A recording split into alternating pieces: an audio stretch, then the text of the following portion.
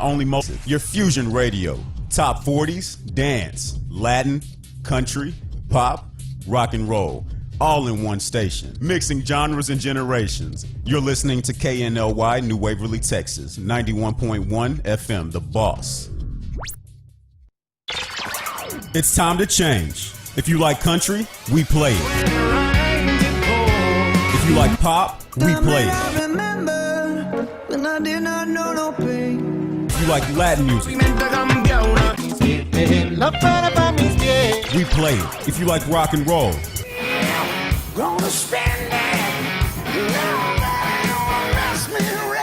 we play it. Because no one does fusion music like we do. 91.1 FM, The Boss.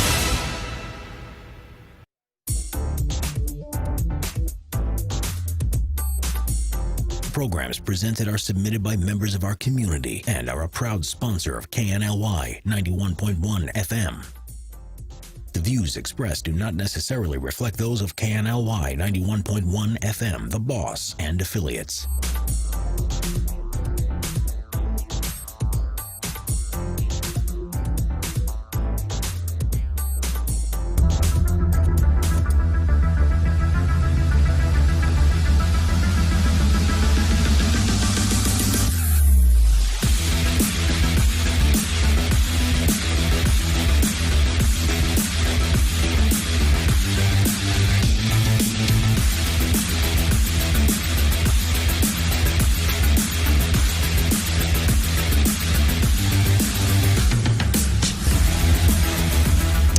Welcome, everybody, to Superhuman with Dr. V and Jason Phelps. Good to see you, buddy. You too, man. Welcome back. back. Hey, man, I'm super excited about today's show.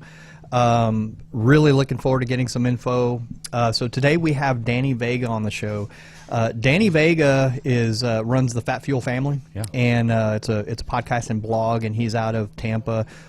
Very, just really great info. But he has a long history as far as being involved in sports and performance and diet and nutrition and kind of just like a lot of us, kind of just his whole the way he got to a ketogenic lifestyle and everything. I kind of want to ask him about that. Yeah. But he has a master's in human performance and was a strength and conditioning coach for a ton of different colleges and now, and this is another one I want to ask him about, is he has some Rockbody retreats, and one's coming up soon, and I'm gonna miss it. I wanted to do. I'll hopefully be at the next one, but they're basically fitness vacations, like in Tulum and some other things. So Tulum's got that great beach. That gym. Beach gym. Yeah, and I think I've seen Instagram posts from there.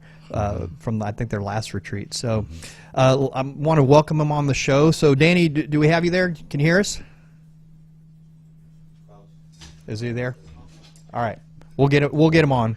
But there's a lot of things that I want to really go over with him because can you hear us?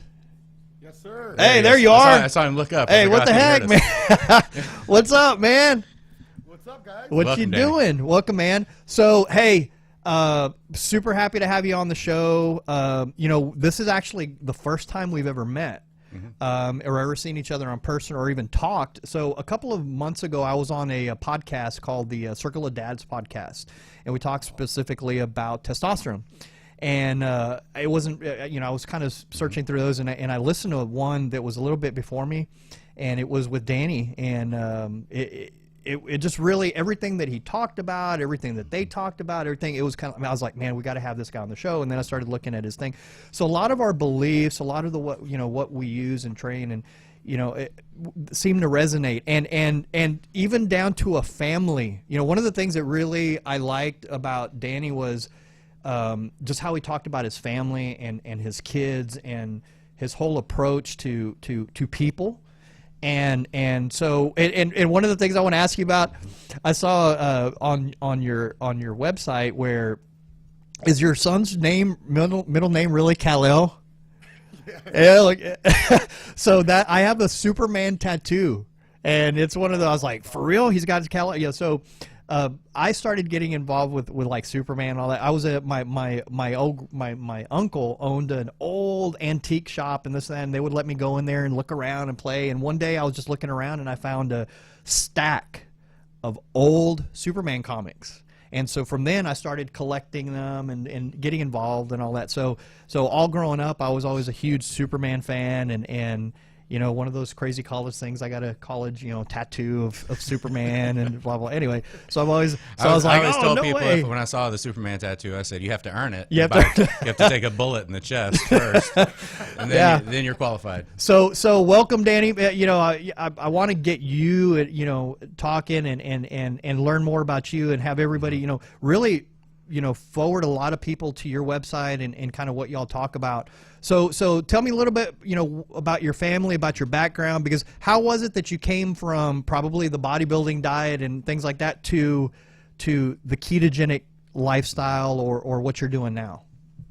Well, first of all, I got to talk about the fact that I'm like you. My love for comics started really early.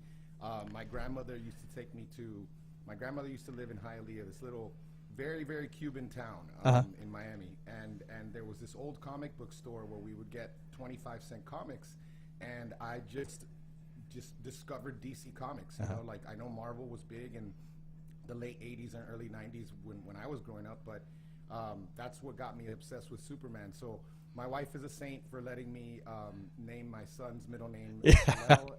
And Dean, my youngest, is that really Logan? I was going to ask you, is it after my second favorite character? Is it after Logan?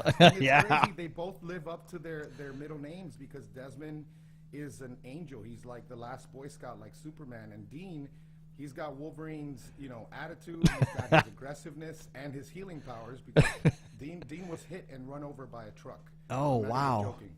Wow. Yeah, that's a story we can get into later if you want. But I was always into athletics, like, growing up and being in after school care.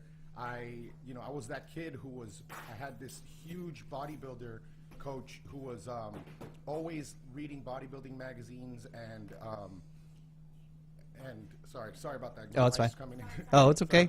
Tell Mara hi. Tell her we want to get her on the here too sometime.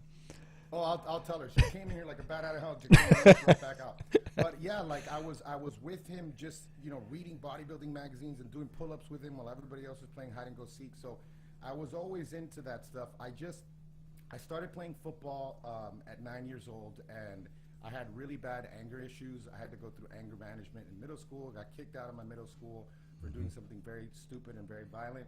And football was my outlet, and so I never really got into the bodybuilding, because once I got into football, it was just, of course, I was always obsessed with, looking better and being strong. And, but, getting into high school, my number one just goal was to play college football. And so, I was getting recruited. I was the leading rusher in Dade County out of all schools, fourth in the state. And I was getting recruited by some bigger schools, UCF, Rice, Naval Academy, Missouri. And then here comes Columbia University, because my quarterback sent them game film, and the recruiter for the state of Florida was the running backs coach. So when he saw my game, I probably had like 270 yards or something, and he called me up, and I thought they were in D.C. I didn't even know about Columbia. You got to understand, like, I'm the first generation born in this country, and my dad didn't graduate high school, my mom didn't go to college, and so. Long story short, I ended up going to Columbia because I was obsessed. I didn't, it was in the middle of New York City, so I played football there. Of course, I was always in the weight room with my strength coach, who I always give him crap about it because he left me after my sophomore year. He went to UNC, and then he was the head strength coach for the Timberwolves for several years. And that's kind of what led to me deciding that I wanted to be a strength and conditioning coach. So I got my master's at University of Florida. I worked the first 8 months with football exclusively, and then the last 12 months or so, like the last year and a half, I worked with basketball, and then I got more responsibilities. I was designing programs for men's and women's golf and men's and women's tennis, and then we won the national championship in 2006, and that led to a big opportunity that was perfect because I was graduating, and our assistant head coach got the job at VCU. So I went over there. I was the head strength coach for VCU basketball. We just changed everything over there. We changed into an up-tempo style, and so I brought what I knew, and we brought what we knew at UF, and you know, we broke every record in school history, conference history. I mean, we beat Duke in the tournament, and I was on that bench always because it you know, strength and conditioning has evolved over the years. It used to be like that's the guy who gets you strong in the weight room, but now, you know, between the recovery modalities, the nutrition. So I even had a color-coded system. The Richmond Times-Dispatch made a big deal about this because they used to see my color-coded system on how we would judge volume and judge whether or not we could push them harder this week or not. You know, because we were a mid-major basketball team with, you know, we didn't have the height that some of these other schools did, so we had to out-hustle them. And so I was there for a year and a half, and then, you know, I wasn't making much money, and I wanted to chase the money, so I went back home to Miami, did some pharmaceutical sales for a few years, and then I moved to medical device sales, and I did that for a decade. But you know, halfway through that decade, I got competitive again. I started doing CrossFit, and then, you know, CrossFit was like the competitive part, but I was like, you know, Getting beat up. Yeah, but I was getting beat up. And I Same couldn't here. compete on the gymnastic side, on the just the conditioning side, and so that led to me starting my powerlifting career in 2013, and I did that for 3 years. Hit the top 25 in the country with I had a 1700 total at 220 raw. Wow. And then 2016, I had torn my meniscus. I was injured, so I was like, I need to lose some weight, and so I went on a bodybuilding style diet, and I lost like 20 pounds, and I was shredded. I was miserable, and you know, one of my buddies was like, you need to try this ketogenic diet. It'll help with inflammation. And I was like, what's wrong? You're crazy, man. What are you talking about? Yeah, I'm going to get heart disease. Yeah. I wasn't really afraid. Well, one thing that I did, I'll tell you this, the first week of a ketogenic diet, man, I hadn't eaten bacon in so long. I was eating turkey bacon and ground turkey, and I had a whole pack of bacon, and I drank the bacon juice and everything.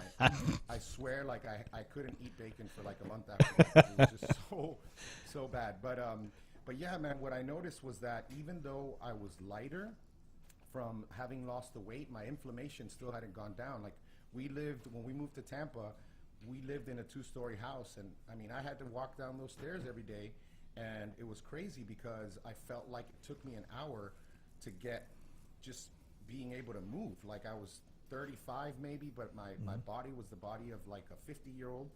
And 2 days of a ketogenic diet, man, because at the end of that last cut, that bodybuilding cut, I had everything low. The fat was low, the carbs were low. So when I brought the fat back in, man, I felt like it made me a superhuman. That was the first speech I ever had on the ketogenic diet in 2017 was at KetoCon, and I just talked about that, you know, and so immediately I got obsessed with the ketogenic diet and what are the implications and what are the uses for athletes.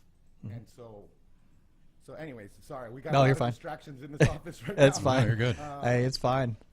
So so anyways, my whole first 2 years on the Ketogenic Athlete podcast were solely focused on the performance side of the ketogenic diet. Like, what are the uses? Can we use them in the off season? Can we when can we use them, and what are the uses? And we talked to NFL players, fighters, we talked to thru hikers, arm wrestlers, every type of sport.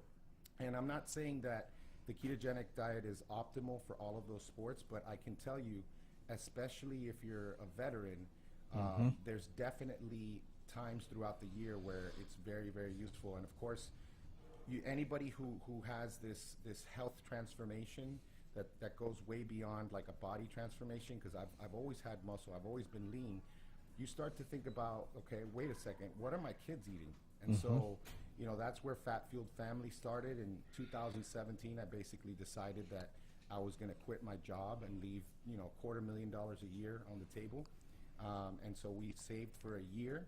And 2018, I quit my job, and we just celebrated 2 years with Fat Fueled Family, and awesome. Here we are now. Yeah, because I think I was talking about it last night, and if you look at any kids menu, doesn't matter what restaurant you're at. It's chicken nuggets, French fries, mac and cheese, and then the excuse I always hear from parents is, well, that's what they'll eat. No. They'll eat when they're hungry. That's right. You have to give them What you space. give 'em. Yeah, that's right. Where did those Doritos come from in your pantry? Like, Yes. who bought those? Yeah. You know? Exactly and, right. and the thing about it is just it's all going to come from education. It just is.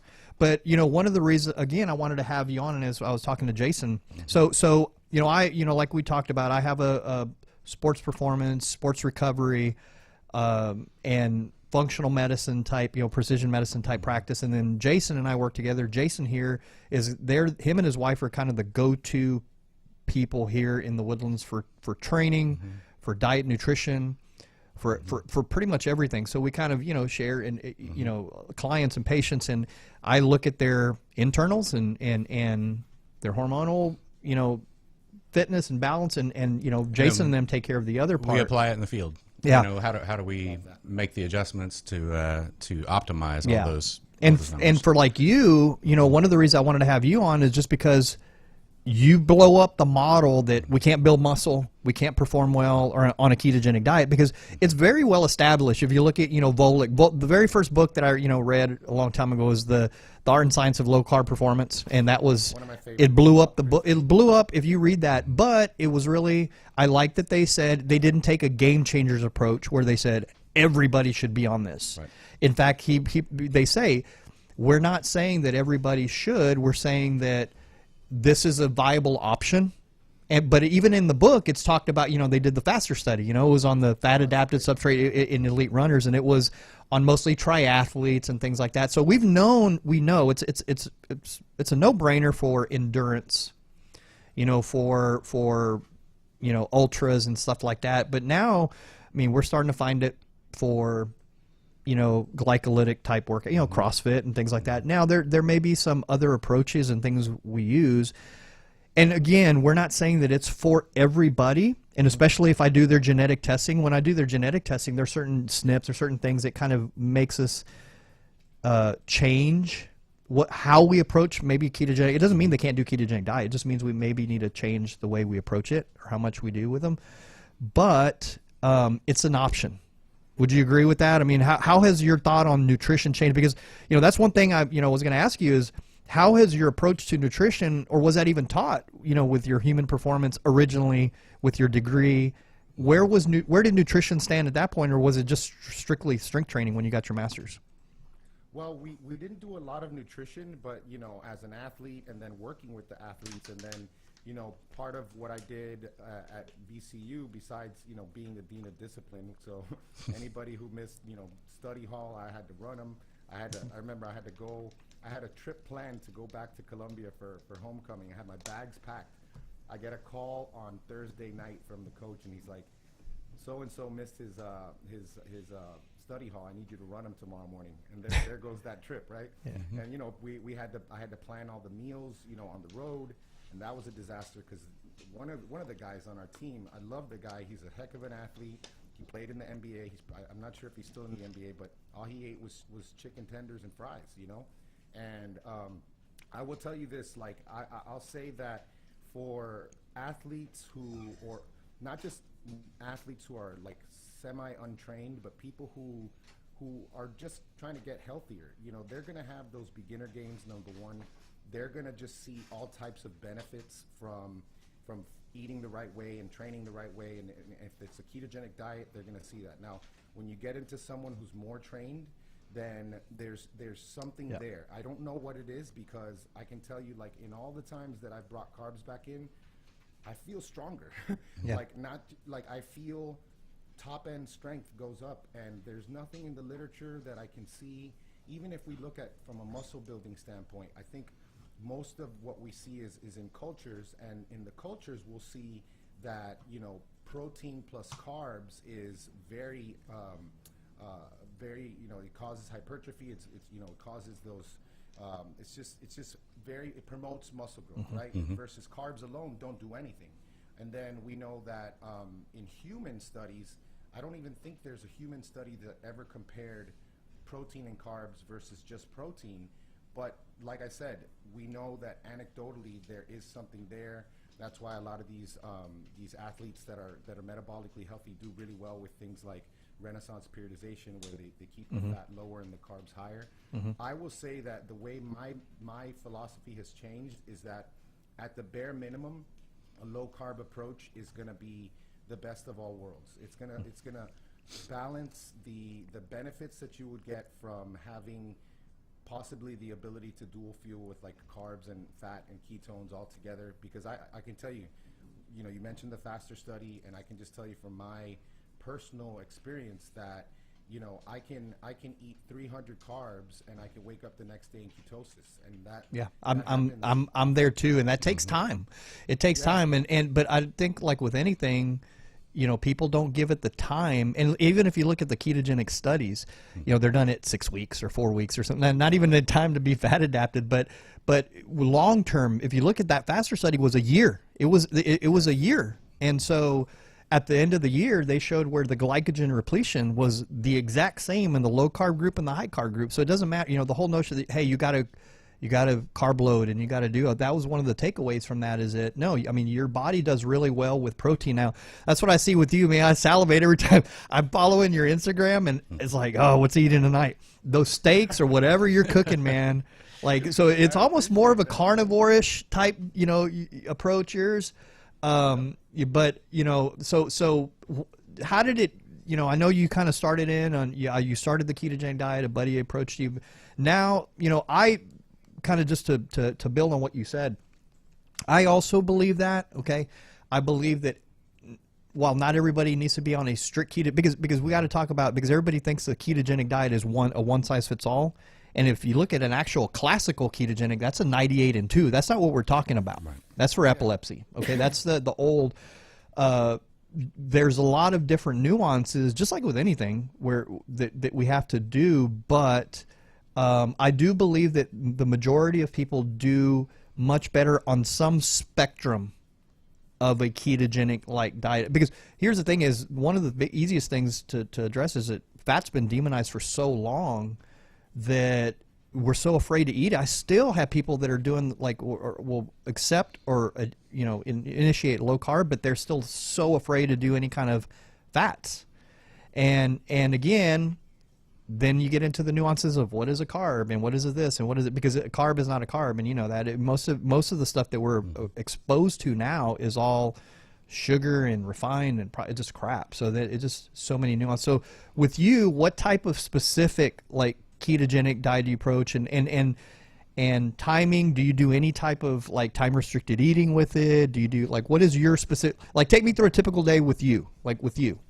Yeah, so for example, today, I'm trying slowly to train myself to eat 3 meals a day, and the reason why is because what I notice is 4 years of eating 2 massive meals a day has become just kind of my norm. My body's used to it, and then what happens is, like, because of that, every time I sit down to eat, I gotta eat a huge meal, like 1,500, 2,000 calorie meal, and if I try to eat smaller meals spaced throughout the day, if I'm trying to, let's say I'm trying to put on some muscle, so I'm trying to maximize muscle protein. I'm trying to get ready for that Rockbody retreat, man. I saw that. Yeah, we got nine days, man. So I'm like, this morning at the gym, it was hard. Both me and my partner were just struggling through it. But like after we were done, we were so happy. But like, I wake up in the morning. I wake up at 4:30, and first thing I do is my morning routine, which involves like 20 minutes in the sauna. I do some guided prayer and meditation. Awesome. And my whole morning routine, plan out my day, and then I walk to the gym. That's about 2.7, 2.8 miles. So it's like a brisk 45-minute walk. I usually have some coffee with some MCT powder and maybe some picnic creamer. I really like that one. Hey, talk to me real quick about that Alpha GPC. I saw that you ordered. So what are the, for people that don't know, because I have a fat coffee in the morning too with MCT and what is the Alpha GPC, and what are some of the benefits? So Alpha GPC is a choline donor. It's like cytocholine. CDP choline is another name for it. Those are the two best ones. And interestingly, taking choline is nowhere near as effective as taking one of these choline donors like an alpha GPC or a acetylcholine. A few things that they can do. Choline is really good for brain health.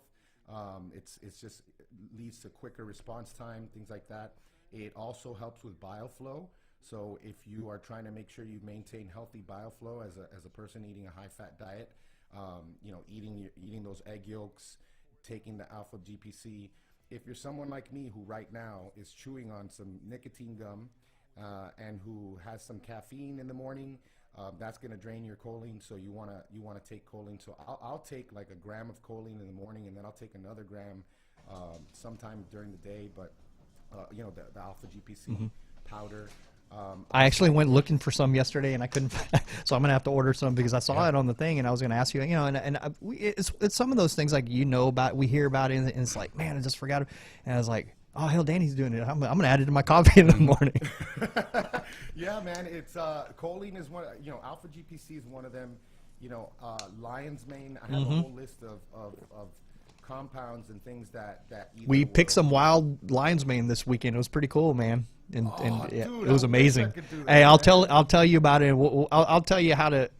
There's some stuff that we're gonna do to grow it and stuff, but I'll tell you about it. So, I didn't mean to cut you off. It was just I wanted to know a little bit about the GPC. So your coffee, and then you drink some in the morning. You're going on to the gym. Yeah, alpha GPC, lion's mane. I cycle in and out because it'll increase BDNF, brain-derived neurotrophic factors. There's also NGF, things that increase NGF. Anything that's gonna, I like to take things. My favorite types of supplements are anything that provides me with an immediate benefit, like these smart drugs, nootropics, as well as kind of like brain vitamins. So the fats, the omega-3s. I'm also always putting in some L-theanine in there, which is another great nootropic, and it also kind of calms you down and takes away any type of the jitters from the coffee. But yeah, we walk to the gym, and that's honestly that's all I got pre-workout. I'll lift, and I'll lift kind of my training is always in line with my diet. So if I'm not eating a lot of carbs at the moment, I'm going to rest longer. I'm going to be pursuing that instead of that sarcoplasmic hypertrophy, it's more that it's a different type of hypertrophy that I'm blanking out on, but it's more focused on it gives you strength, because that sarcoplasmic hypertrophy is when you have just that swelled look, and you have carbs and you have all these, and it's fantastic, especially things like drop sets and high volume lifting. But if you're not having carbs and you're training that way, your cortisol is gonna start getting dangerously high. You're gonna hold on to fat. You're not gonna build muscle, and so that's always a consideration. But finish up the workout, and then I'll walk home. And then this morning I've been eating these meals that I've been getting from Eat to Evolve, because it just makes it so much easier. So I took 2 fajita chicken meals, which is just the chicken with the fajita vegetables. I threw some cheese on there, and then I had that big bowl. And then I worked the whole day, and then I won't really eat again until maybe like 4 p.m. I'll have my dinner, which today is kind of breakfast type of dinner. Like I got this carnivore scramble and this keto protein slam from Evolve, and then since I'm on a cut, my calories are down to 2,400, which for me is like poverty calories, 225 pounds, and so I'll always have like some sort of treat, and tonight I think that is 2 rice cakes. So like I know that one of the things that we talk about with ketogenic diet, even though we know it's just ketogenesis is a metabolic state, so you can technically eat a lot of crappy foods and still maintain ketosis. And I know that a lot of people have issues with grains, but I can tell you that for me, rice has never been an issue. So I'll do those rice cakes at night with some almond milk, and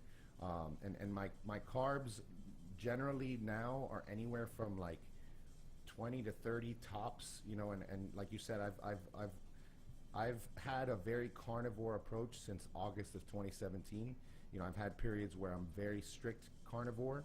I'm not quite completely carnivore right now. When the weather cools down a little bit more, I will do more carnivore, because you talked about genetics, and one of my SNPs is I'm more prone to cramping and things like that, and those extra bit of carbs. It's funny like how quickly they can hydrate that they just help me with hydration. So and so basically right now, if I had to, I think my ratios are very high protein. My fat is not even, I mean, it's considered high fat, but it's like my protein's probably like at 38% and my fat's probably at 58%. Gotcha. If I'm in maintenance, I'm probably closer to like 35% protein and 65% fat, and so that's kind of like, it all depends on what time of What year. you're doing and what the goal if is. Yeah, and like in the summers, I might have put some UCAN Superstarch into that. I use that a lot, and I recommend it. Hey, but we have a quick break we have to take for sponsors, and we have something, I guess, that Jason's going to take it real quick. Yeah, real quick before we head off, we've got a couple tickets for the Texas Renaissance Festival coming up on Sunday, October 4th, and to be entered to win these, all you have to do is share this show today on one of the social media outlets, and you'll be automatically entered, and we'll let you know if you are the And is it 2 or recipient 4? of these. Yeah, we've got 4 of them. Cool. So share the show. Awesome. Yeah. Well, we'll be back after about 2 minutes, Danny, and we'll hit on Rockbody retreats and some of the other stuff. I want to kind of shift people towards you. Sounds good. All right.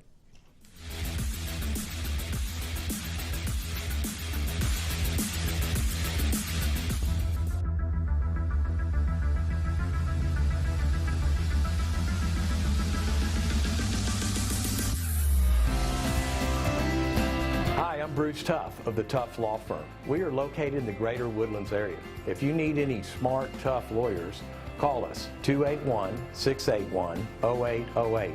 We do personal injury, real estate, construction law, business law, probate, all the legal services you may need. We have over 100 years of experience in our office. Call the Tuff Smart Lawyers, 281-681-0808, Tuff Law Firm. This was a proud sponsor of KNLY 91.1 FM.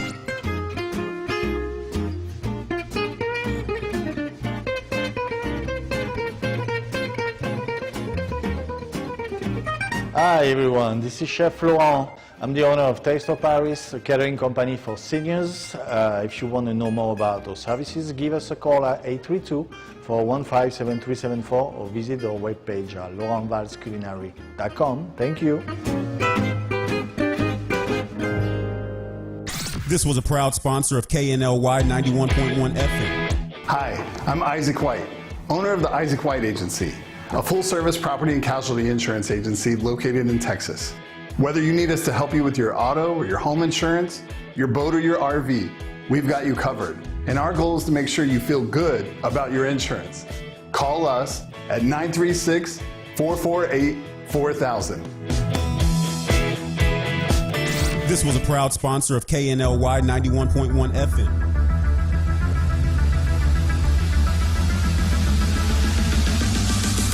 We'll leave it. That's it.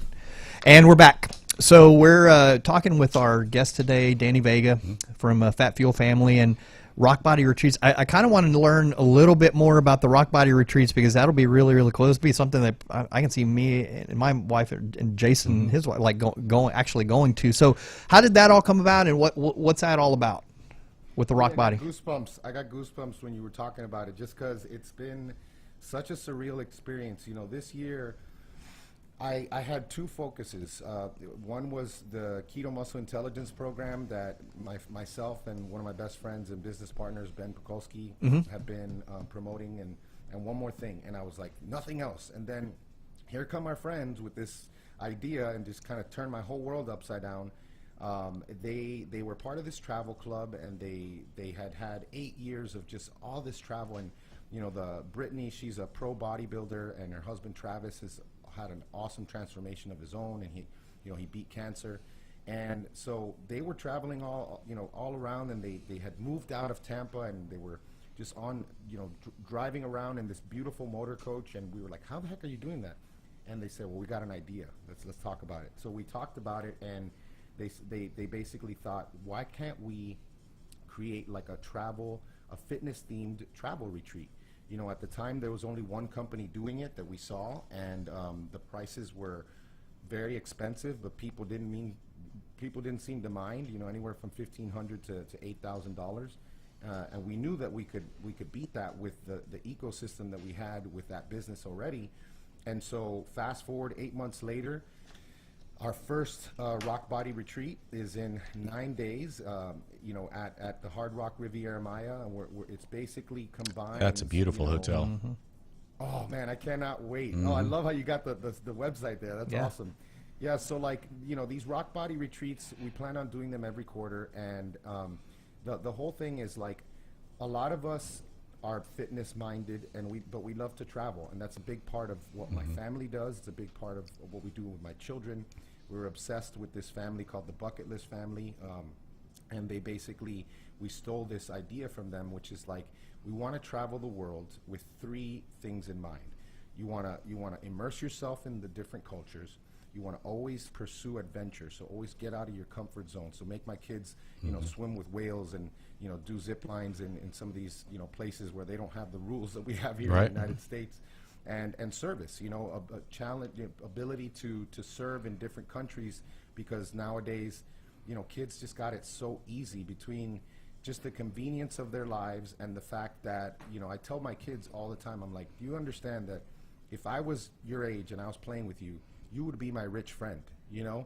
And so there's a lot of potential for kids not having gratitude and kids not understanding like how blessed they are. And so that's a big part of what we do. And that's why for us, it was like a no-brainer. And so here we are, we had this first one that we were planning. We had to push it back 2 months because of COVID. And we sold out 4 times. And now we have about anywhere from 110 to 130 people coming on this trip. We're like I said, we're going to stay at the Hard Rock Riviera Maya, all-inclusive meal and beverage, you know, limitless resort credit, and so that means we can rent cabanas, we can get massages every day, we can, you know, get on those paddle boards, and all of that's free. We just got to pay gratuities. We're going to do Tulum Jungle Gym, which my wife and I have been dying to do. I don't know if have you guys ever seen. I've seen all the videos. Yeah, man, it's crazy. Like, you know, like lifting, you know, it looked like Flintstone. Yeah.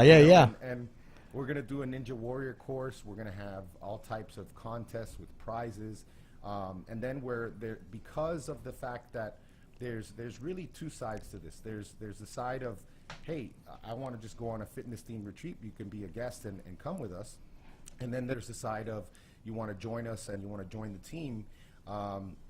Gosh, man, I wish I could. I don't want to say the people that have joined us in just the last month, because you know, I don't want to like just expose them without their permission. But there are some bodybuilders that I used to follow in those same magazines I told you when I was a kid, that have just joined us. We've had like 50, 60 people join us in the last month. You know, just a lot of like-minded people promoting these trips, making money off of this business.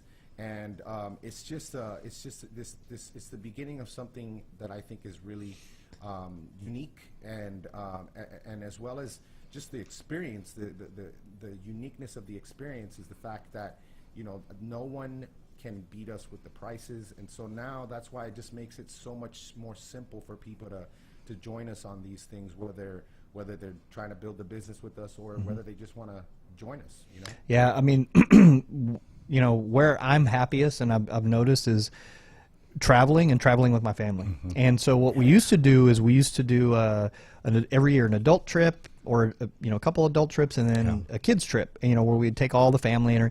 But now, you know, I'm a grandpa now, so our kid trips are all our kids go with us now, so they're all the adult. It's all in one. So our adult trips, you know, we go to Cabo or we go to whatever. Our kids go with us because they're all of age now, and so there isn't a single other place like the best day for me is either sitting at the ranch or sitting in my backyard and sitting there with a glass of wine or something and looking out, and all our kids are there. Or all our family's there, and everybody's all together. We're really, really, really close. I mean, like, you know, being Latino, you know how it is, man. Being Hispanic, you know, it's very, very. Every weekend the family's together. Yes, every weekend the family's together, and so that's where I'm happy, and also, and then bringing in the whole traveling thing. So, you know, that's what I would hope most people do, you know, is actually travel with their kids and, you know, have, you know, even if it grew, you know, here we grew up all going together to the river, you know, we all go to the river. So man, I'm really bummed that you know, it's so close, and you know, we'll definitely, now when is the next one? When is that one in the works? The cool thing is that, yeah, we plan on doing these every quarter. Like we were talking about bringing it back to the States next time and doing one like in Sedona or in Miami. And then we were like, you know, this one sold out so quickly.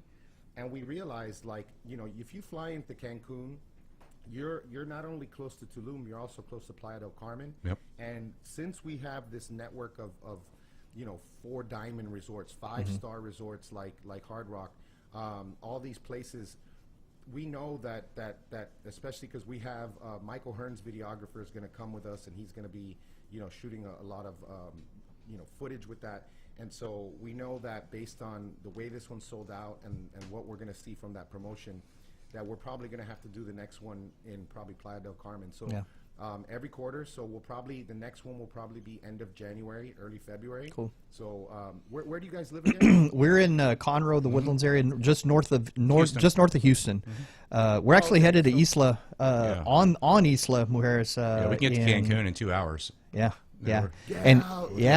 we're going to Isla in November the 12th through the 15th. So, and that one is just we're That's right staying outside on of Tulum, right? Yeah, It's well, it's 20 minutes. Isla is the little island right Off the coast. right off the coast, and we're staying on at the little resort out there. So, Yeah, my wife and I got married on the mainland side. So, what is that, Playa Mujeres? Playa, Yeah, yeah. we got married right there.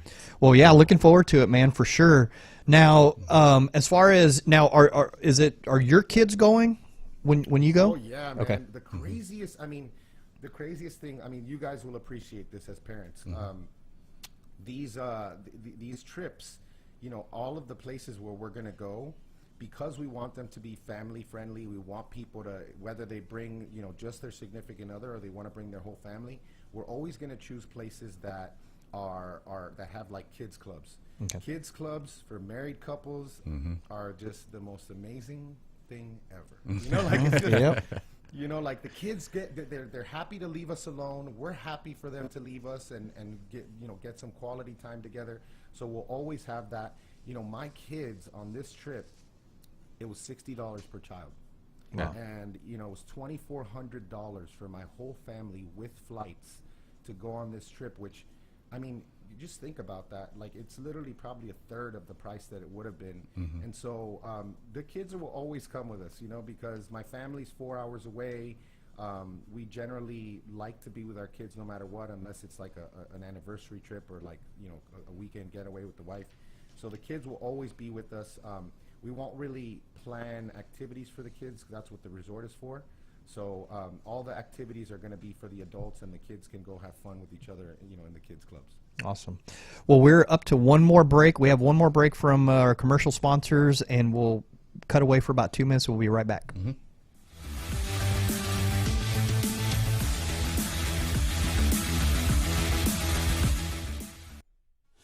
Eddie here, Platinum One Properties. We're creating the standard, building relationships. We're members of BROAC and GHBA, Greater Houston Builders Associations. These relationships have given us the ability and the opportunity to help you with your real estate purchases. We've built relationships with lenders, title companies, and home repair services. We can come in and we can help you decide the way to sell your home, how to put it on the market, and the best value for it. At Platinum One Property, we want you to get the best deal and the best offer. Edward Anderson at 281-989-7987 or Dina Salazar 832-646-9054. This was a proud sponsor of KNLY 91.1 FM.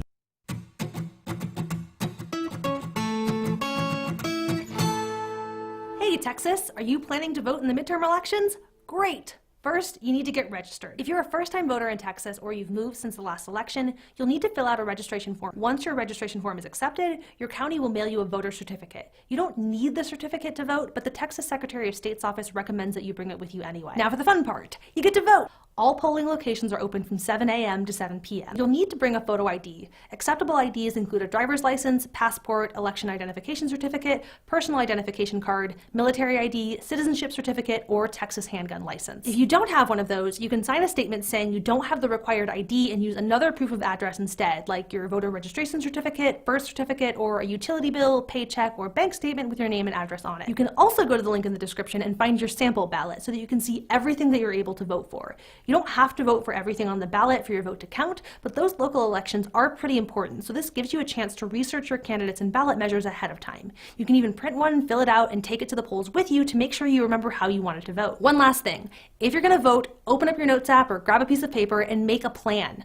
Write down when and how you're going to register, what time you're going to vote, how you're going to get there, what ID you're going to use, even who you're going to bring to the polls with you. Having a plan is a great way to make sure that nothing unexpected stops you from voting. Thank you for voting.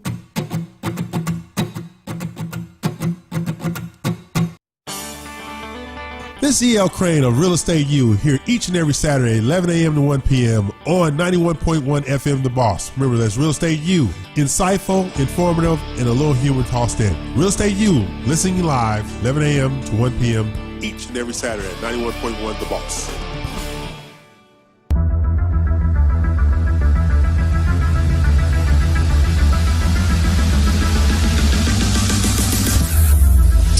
And welcome back to Superhuman. So we're here talking with Danny Vega, and we didn't really get it to dive into a lot of the specifics. We can probably do that on another show. Love to have Danny back for sure.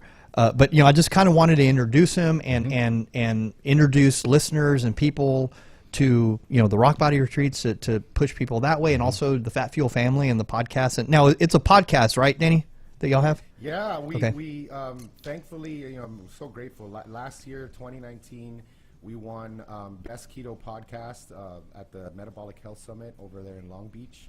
And now we're up for another Keto Podcast Award.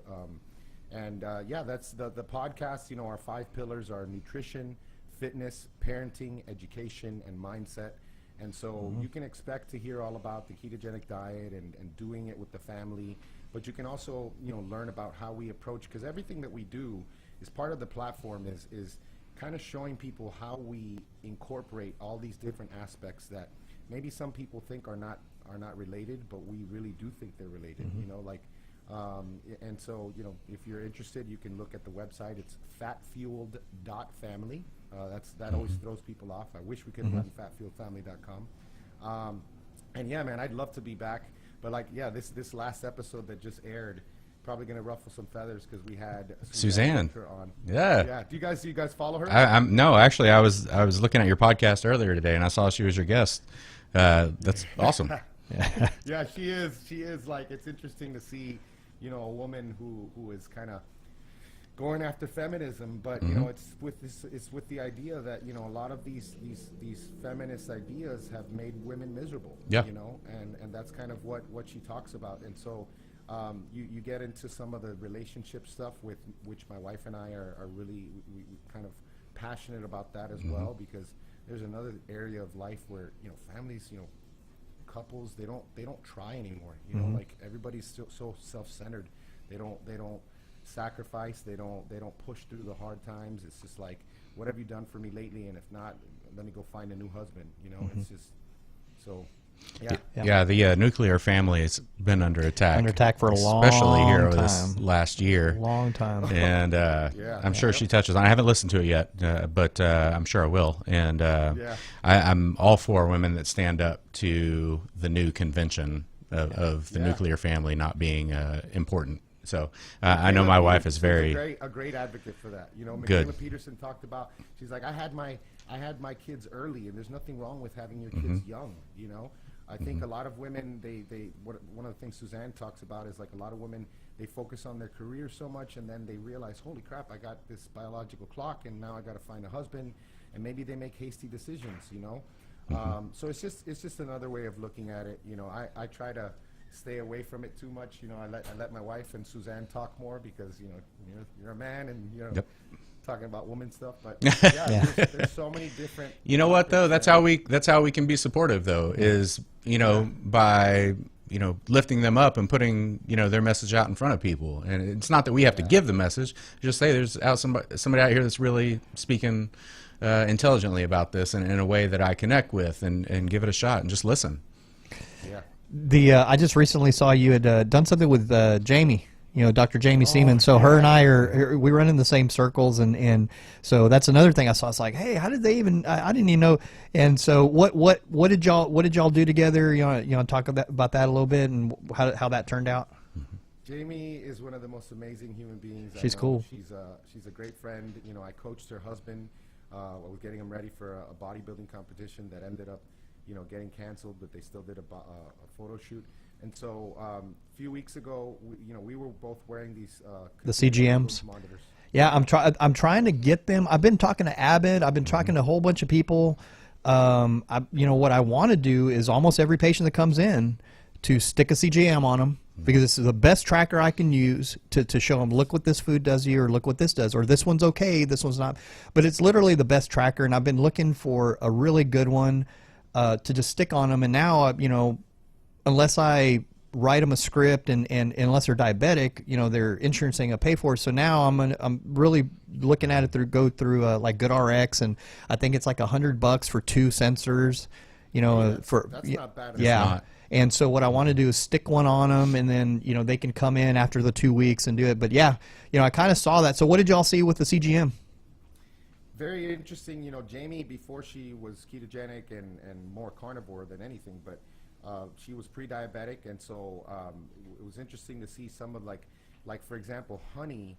She had a much bigger response to honey than I did, and then with the sushi, it was crazy. My response, I think I got up to 160 milligrams per deciliter with the sushi, and it took me almost 2 hours to get back down, which was very odd. But we just basically, Jamie approached me with that idea, and I said absolutely, and then we kind of crowdsourced it and asked people what we should do. So on day one, we had fasted honey. Better believe I walked straight to the gym after that with that honey. I mean, it was just 15 grams of sugar, but I mean, pre-workout, when I'm having carbs, I don't do a lot of carbs anyways, because I don't want my insulin to be high while I'm training, because that could be counterproductive. But then the next day, I don't think we did anything the next day. We did the day after. We did we did squash with we did a whole day on Wednesday. We did where the morning was like squash and chicken maybe, and we did sweet potatoes, and the sweet potatoes didn't affect me at all, which was kind of weird too. I mean, I just think like when you're gonna have the best glucose clearance if you carry a good amount of lean body mass, if your activity levels are high, and most importantly, before all of those is your metabolic history, where you are, because there's lots of people that may have those carbs, and then it takes them 3-4 hours to get back to baseline. Well, in which case it's probably not smart to have those carbs right now. Well, you know what? It goes back to that saying: you earn your carbs. Whether you earned them over building, that base the last 5 years, or you earned them today. There's all that goes into that. And if you don't need those carbs, you're not going to be training. You don't get those carbs. And it is just like I really do believe nationally we don't have an over fat problem, we have an under muscle problem. And when you concentrate on muscle, whether it's a 70-year-old or a 50-year-old or a 40-year-old, it doesn't matter. Age-related sarcopenia is a real deal that we're dealing with medically, but muscle is your biggest disposal of glucose. I mean, it just is. Yeah. So that's one thing. Now, for people that don't know, we've been saying CGM. CGM is continuous glucose monitor. They're little discs that you can sit. Some people, instead of doing blood sticks all the time, it's a little disc that we can put on the back of your arm, and it'll continuously read glucose all day long. And then you bring it in, and I'll have a scanner, and it'll download it. And then that way I can know. So one of the guys that's doing it right now, and I don't know if you've been seeing, is Dom. Dr. Dom's been wearing one for the last month or two. There's a picture of it. And so one of the things that he posted was, look, and also it helps to explain, like when I explain to patients, hey, look, it's not just simply calories in, calories out. Calories do matter, right? So, but, so he says, look, this morning I had 700 calories, and it was 4 eggs and sausage. And his blood glucose went boop. And then in the afternoon, he shot up to 168. And he says, right there, I had 120 calories, and it was 9 ounces of almond milk. And that was it. And he said, so I hate to see what this healthy drink does to people that are metabolically not healthy. Yeah. And that's the thing is what we're seeing medically is that like only 12% of recent studies, like 12% of the nation is like metabolically healthy. That's It's crazy. And so statistic, I remember that yeah, came out yeah, I mean, right? but yeah. So last thing I really wanted, because this is kind of selfish, but what is your take on ketone? I saw your last thing on YouTube, exogenous ketones or actually ketone esters. What is your take about ketones and when we should or if we should or not use them? Because I mean, I personally use them. I've used them for 5 years. I mainly use salts. I use the ketone salts. I've tried the esters. I think the esters have a place. They're very expensive as far as the serving. I mean, something like $30-something a serving, and they do work. But I think for certain indications. So what is your take and what's your experience with like esters and salts and things like that? Exogenous ketones. Yeah, that ketone ester review, I remember that was from like a few years back that just popped up and I just reshared it. And it was, I can tell you that, if there's no oxygen involved, so in other words, if it's not an aerobic exercise, you're really probably not going to see any type of benefit from a performance standpoint taking an ester or a salt. Now, if there's a strong aerobic component, it's going to be helpful. What I find with the esters, especially at higher dosages, is that it is like as good as any smart drug I've ever taken. And so from a brain standpoint, I'll tell you, like it's a really sharp,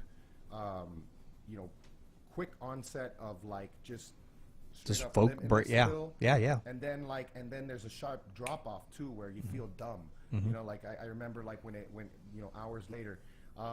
With the salts, there's not going to be as much of a pronounced effect, but what you'll see is probably that initial bump in ketones, where either it's going to be used for energy for performance or energy for your brain, and then you see a kind of a drop below baseline, but then as the day continues, you'll come back up above baseline. And I'll say that for the beginning, it's a great thing to do because people are generally not great with their electrolytes, and so a lot of these salts are going to have sodium and magnesium, sometimes potassium, magnesium, and sodium.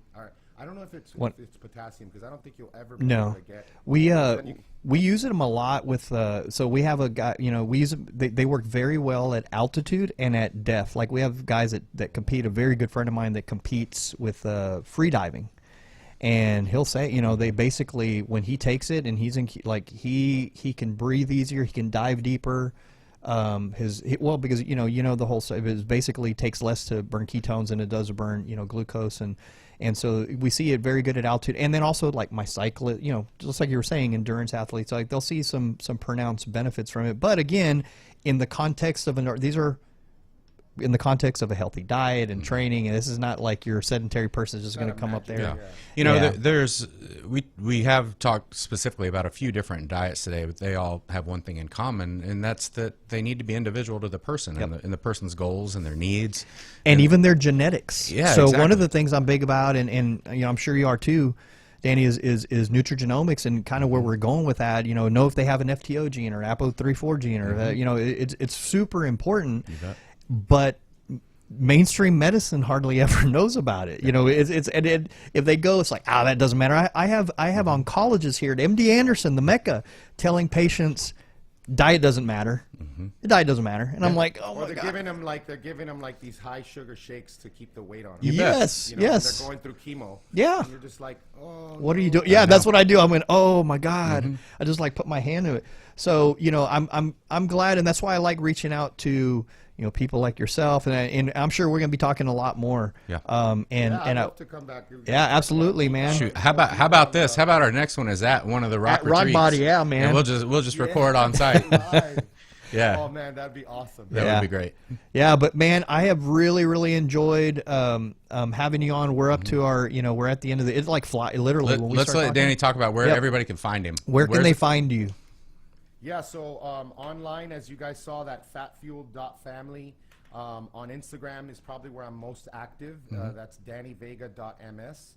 And of course, if you want to find out anything about the Rockbody retreats, you just go to www.rockbodyretreats.com. Get on our mailing list, or just reach out to me. But yeah, man, let's talk about that. Let's go deeper next. Well, I want to go on to the hopefully on the next one. The Yeah. next one in January or February. So count me in. Again, we'll go deeper into the specifics on different indications and things like that. But I really wanted to just introduce everybody to you and really forward as many people as we can. Yeah. To kind of your movement, because that's the thing is, like we talked about, and I heard you talk about it on Ryan's, and that's one of the things I really wanted to reach out to you, because I feel like you're like my brother from another mother. I mean, for real. And the more I read, the more I read, I was sitting there going, man, and his kid's name Kal-El. So I was geeking out on all the info, but basically, I really want to highlight, and you, like myself, I mean, when you get to meet and be around a lot of influencers and social media influencers, I don't care how big you are. You know what I care about? How well you treat people, how good a dad you are. How that's what I feel, because I've met, just like yourself, I heard you on the podcast. I've met a lot of influencers. They're jerks, man. Yeah, quality over quantity. And Danny. I don't care Quality over how quantity. much info you know. I literally cannot listen to you any longer. I don't care how smart you are. If I know you're not a good dude, That's right. That's right. So I really, really, think you're a great guy. You have a great message, and I really want to. That's why I say I want to highlight people like yourself. So it's been awesome meeting you, man. We'll be talking a lot more. We'll send as many people your way as we can, and we'll definitely try to be on the next one. So, all right. Speaking of being a good dude, Texas Renaissance Fair this weekend, Sunday. We've got tickets to give away. Yep. Share this episode on social media to automatically enter you for a download or for 4 free tickets, and we'll get those to you. all right. Well, hey, I'll share the link with you, Danny, and then you can share it back. You can share it back out on your social platforms. But Yeah, man. It's been great having you, man. Take care. Guys, thank you for Thank the you, Danny. opportunity. Appreciate it. Absolutely, man. Take care. Have a good week. See ya. You too.